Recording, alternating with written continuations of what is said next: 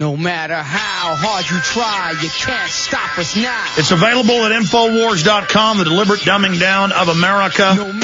It is full of graphics, photos, documents. You want the total proof, 100% proof of the scientific takeover of education. Charlotte, if I'm correct, it goes back to what, Germany 200 years ago? In Prussia, kindergarten, they wanted people to regurgitate info, not to actually be taught a classical education of how to think and to learn the love of thought, but to be drones so that they could decide what slot in life you would fill. They wanted Hessian soldiers who would sacrifice themselves in war unquestioningly. So you're at the Department of Education. You start discovering these horrors. You have all the quotes in your book from them about how the family's a disease. They've got to get rid of it. I mean, this is literally the Borg takeover. Please continue. Well, yes, the family and the country, nationality, any child who comes to school who believes in family and country and patriotism and et cetera is mentally ill. We have all these quotes. But there's a very good quote, because what we're really looking at, and of course they have to change the values, completely destroy any values that children have, religious or towards their country and all, and that's been sort of done, in case we wonder what's going on out in the street there with these sad-looking children and dropping out of school and all. That has been done. Now it's the refreezing, what you would call it, and the goal has been reached. And I just want to read, this is a new quote, Alex, that I found the other day. I give credit to a wonderful researcher who passed away recently, I guess, Jean Patton from Indiana. Brilliant. She was very good on English literature and all, and she wrote a little booklet. I can't remember the name of it right now, but this quote is in it, and it is from Woodrow Wilson. It's very important. This is when he was president of Princeton University, and addressed to the Federation of High School Teachers. And the quote was published in Consumer Advocates in the Classroom by Jean Patton, okay? Now, listen to this. It's better even than the Gates quote, you know, the Rockefeller one, the Southern Education Board, where they talked about, with the minorities and all, just we don't need doctors, lawyers, professors, et cetera, all of that. We just want to, have the happy down on the farm, huh? But this is even better. Here we go. This is Woodrow Wilson. This is before he was president. Quote, we want one class of persons to have a liberal education, and we want another class of persons, a very much larger class of necessity in every society, to forego the privilege of a liberal education and fit themselves to perform specific, difficult, manual tasks, end quote. Wow. That is dynamite. Now, that, folks, is exactly what's going in now. And let me point out to you, I had no idea when I got into the U.S. Department of Ed. I was a great fan of Ronald Reagan's, was, in quotes, huh? And when I got in there, I had no idea I was going to find this. I didn't know anything about school to work. I knew everything, I believe, about values clarification. I had even gone through Sidney Simon's values clarification, because I don't believe in talking about anything or writing about anything unless you've been through it.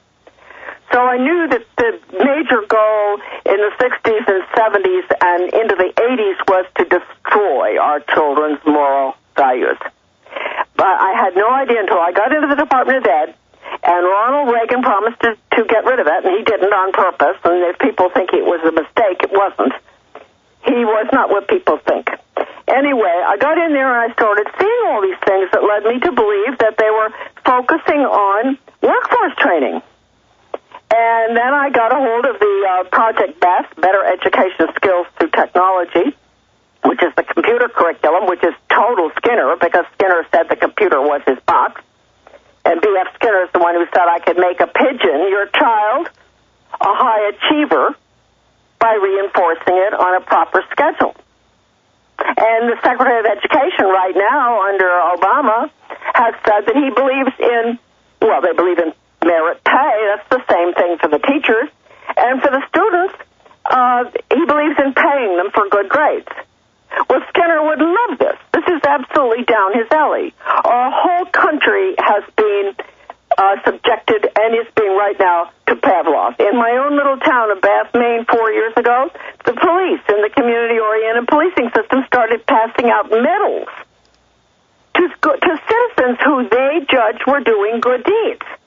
Well, now, to interrupt, the New York Times has written a bunch of articles where the public school kids are given fake tickets to write their mother or father for taking a hot bath or for leaving the water running while they brush their teeth. They're openly turning our kids into spies. Yep. And the Drudge Report just went live with this. They're now having the TSA invade Walmart. We know Walmart's part of this big continuity of government takeover program to train the Walmart employees to be spies now.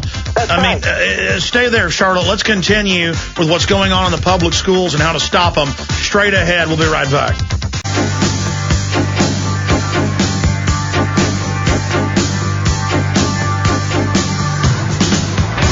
The book was a #1 and has been #1 bestseller on the Barnes & Noble's list. #1 bestseller in the education department.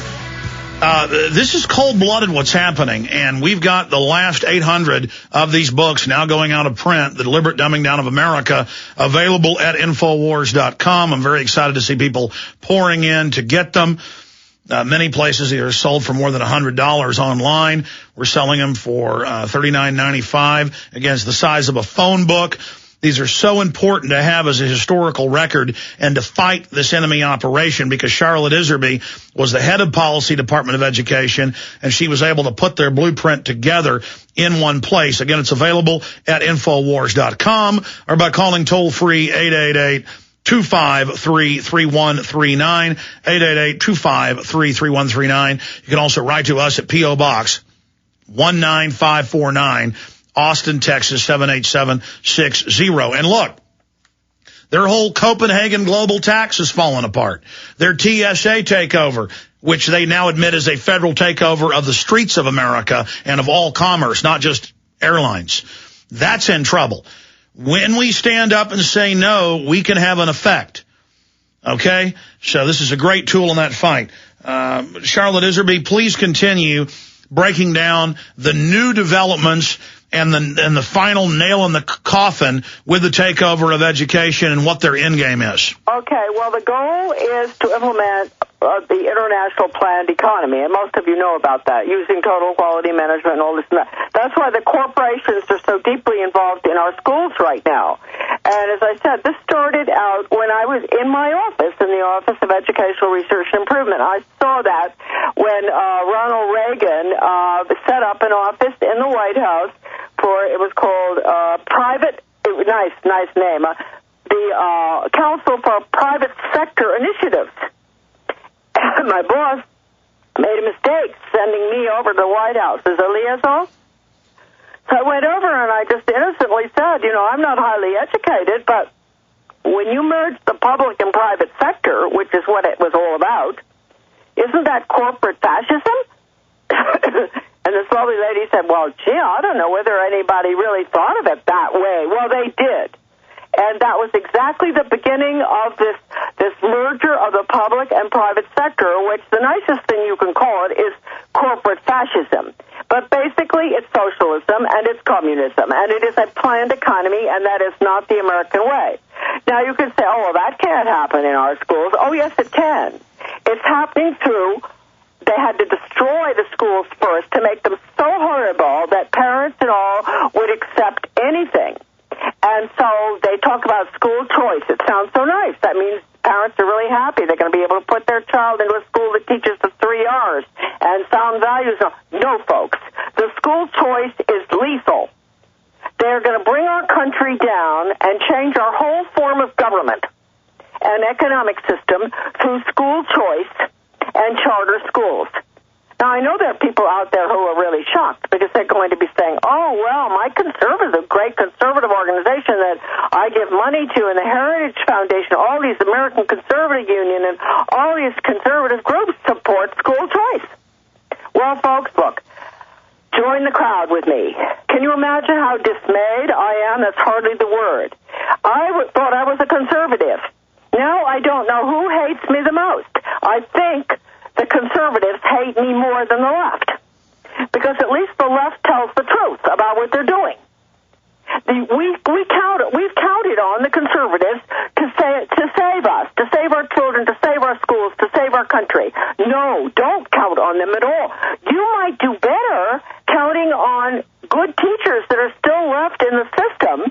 and supporting them in stopping performance-based teacher education and stopping charter schools and insisting at the state level that you get into the education legislation and bring your schools back to the traditional K through 12, no workforce training like recommended by Woodrow Wilson. No political correct brainwashing where they spend all day teaching everybody, absolutely, how to...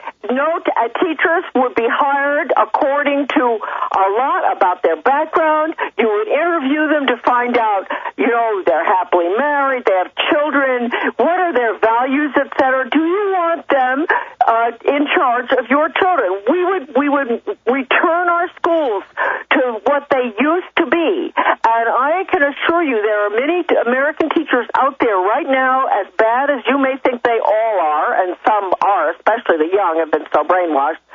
There seems to be only one way to go, and that is to try to work with the teachers in the public school system, believe it or not, and with the teachers union that is fighting the performance-based teacher education.